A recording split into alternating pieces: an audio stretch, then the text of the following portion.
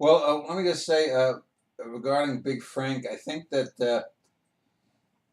one of the major points of the book, and I know Jessica has this is why she thinks Big Frank is the main character, is that if you look at the first two books,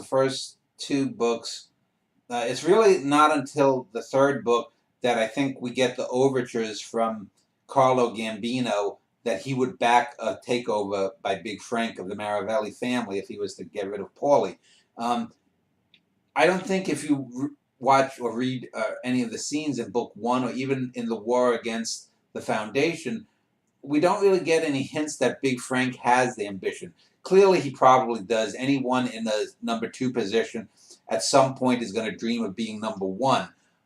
But it's the killing of Ass Rape Delicious Boy. It's the poisoning of the rivers with the pollution, and a number of other little scenes of inhumanity that seem to be something that Paulie is totally oblivious to, where Big Frank is, that makes Big Frank, it seems, want to do things a different way. But by the time that he actually works up the idea in his mind and knows that he's not going to face retribution from other families by knocking off his boss, Big Frank has become as bad as Paulie. So there's the sense that from 1960 to 68, the time frame that the book is set in, that Big Frank has slid. And uh, we don't, it seems that in 1960, 61, 62, he's totally loyal to Paulie. Then he maybe starts having doubts. By 64, 65, he knows that eventually he's going to have to replace Paulie. He knows that Paulie is probably, I think he has an idea that Paulie has the prostate cancer. So he probably thinks he can just wait it out. And then at some point in 66, late 66, 67, 68, he's like, fuck it. He could live another 10 years. I'm taking over. And uh, so I think that Big Frank, I don't think that Big Frank is aware of I mean, at a certain internal level, maybe he knows that he wants to be number one, but I don't think the reader really gets a sense of that when you're reading about the war with the Foundation. I don't think you have any idea that there's any internal struggle going on with Big Frank or Paulie.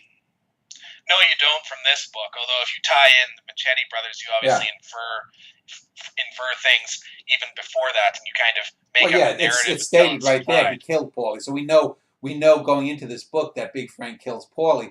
And it's even stated in the beginning of this book as well. Just like we know that Big Frank eventually ends up dying in 2014, because it's not important to know the brute facts. The brute facts are just the facts. It's how the facts come about. That's what makes the fiction. But well, I wouldn't agree with Jessica when she says that Big Frank is the main character. I do think he is the most complex character. Yeah. Outside of maybe the over voices, he has the most irredeemable qualities of Paulie, but he has far more insight than Paulie. It seems like into himself, into other things as well. Yeah.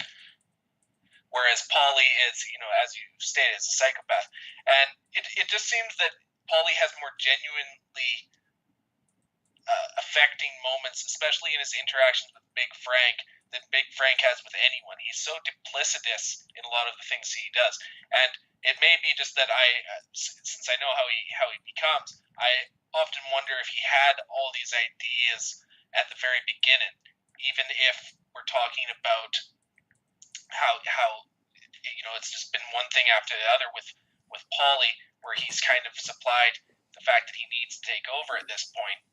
I think that he may have just waited it out until Paulie basically destroyed himself, and then used that as justification for what he was going to do.